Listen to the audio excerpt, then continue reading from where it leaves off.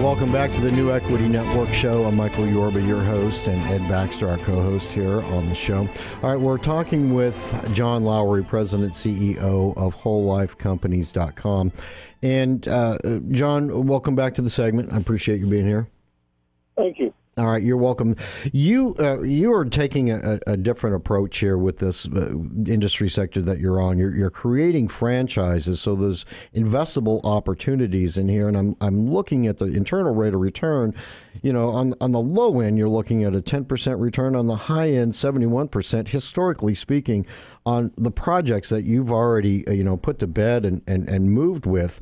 Ed's got that's amazing stuff to do with this business model. And Ed's got a question for you about your business model. Go ahead, Ed. John, one thing that stands out is obviously the consistency with which you develop these particular properties and the precision in which you've done so and creating what those of us who've been on that side of the fence would call an institutional style product. When you were originally envisioning this new development from the rental standpoint, did you look at it as something that would be duplicatable on a regular basis, on a national basis? That's another great question. What's interesting, no one has ever franchised multifamily or senior housing in the country, and there's probably reasons for that, and that's because historically each market has had its own characteristics, and products were not necessarily portable. But I think what we're looking at today is what Kimmons Wilson saw in 1952 when the first baby boomers were being born after World War II, and that is we've got a critical mass of, as you mentioned earlier, about 30% of each community across the country is what we call baby boomer plus, someone born from 1934 to 1964, and irrespective of the community, whether it's Buffalo or Portland or Memphis or Nashville or Jacksonville, about 30% plus or minus of that population there is in this age group.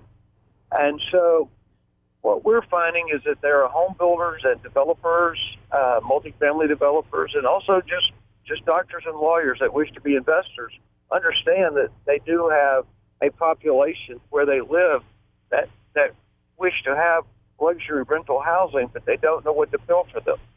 And like what Kimmons Wilson saw in 52, Mr. Wilson didn't invent the hotel.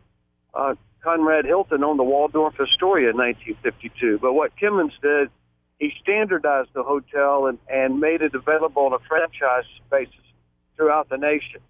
And that's what we're launching in the third quarter of this year, is a franchise program that allows developers throughout the country, or home builders throughout the country, or passive investors throughout the country to own one of our whole life communities. We'll help them pick the site. We'll help them with the financing. We'll provide the plans and specifications. They can build it if they have their own construction company, or we can build it for them.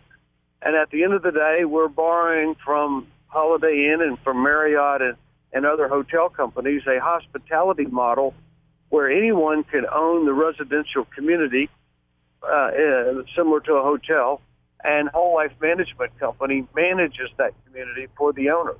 And that allows the owner to capture all the profit and have all the benefit of owning a community.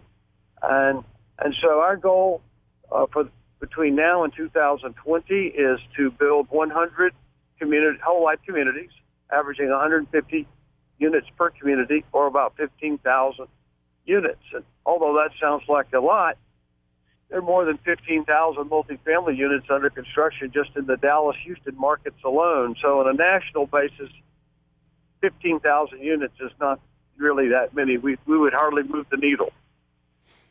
Give us an example of the markets you're going into as we go into the future with this, because you'll go out, you'll find the criteria that suits the franchise model, and do all of the groundwork, the homework, and then set it up for somebody to come in and partner up with you on the franchise basis.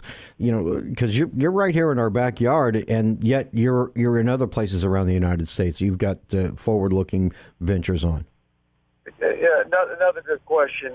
Number one, the low-hanging fruit, of course, is looking at major cities across the country, and then we try to identify property in the fastest growing suburb of that community and near the best school districts in that community. And the reason is we're not going to have children in our developments, but we want to be near where our kids and grandkids are going to be living. And so what we first of all try to do is identify those major markets that are doing very well, like a Dallas, a Houston, a Nashville, a Chattanooga, Atlanta, by way of example, and then identify what are those fastest growing suburbs in those markets with the best public schools.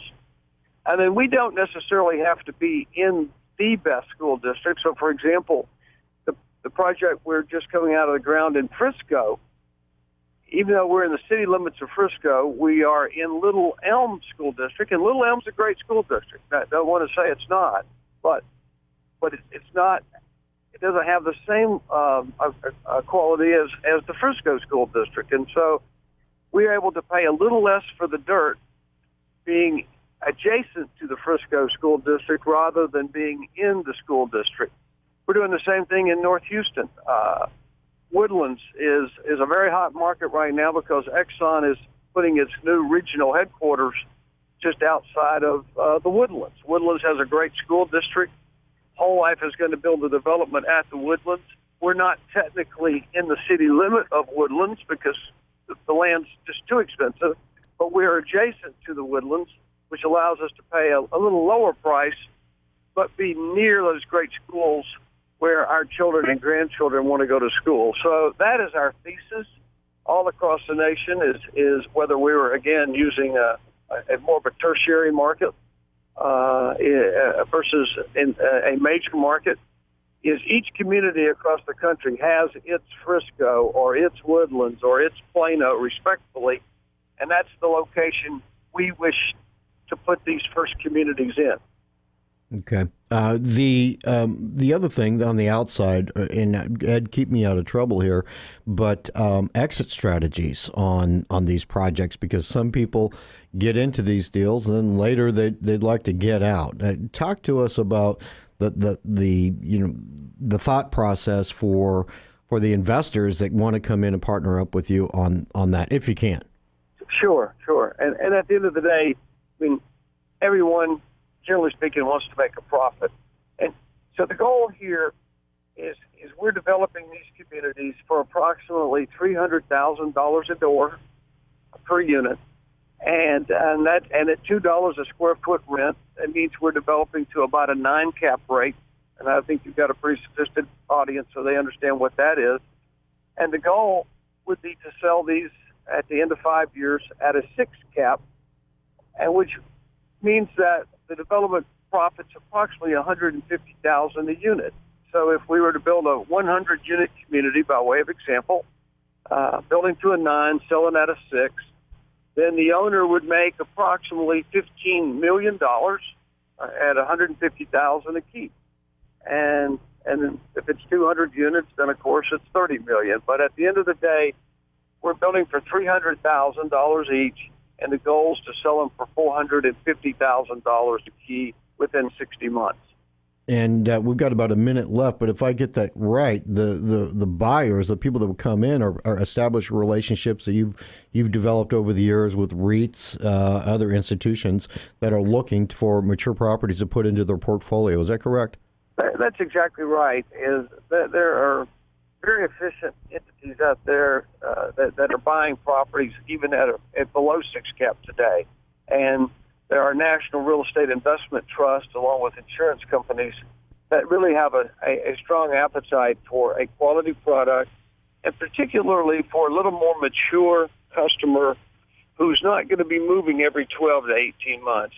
When our customer moves in with us, he or she spends about $18,000 in moving costs, downsizing from a single-family home. And when one makes that sort of investment to move, they're not moving again unless there's some catastrophic has occurred or there's a really a keen reason to move. And so that, at the end of the day, we got a great customer, high income, and this is the type customer most REITs and insurance companies would enjoy owning the real estate. John, we've got to run. We're out of time. I want to thank you for being on the show. Well, thank you for having me on the show. And if anyone has likes more information, it's just wholelifecompanies.com. Perfect. Thanks, John. We'll talk to you soon.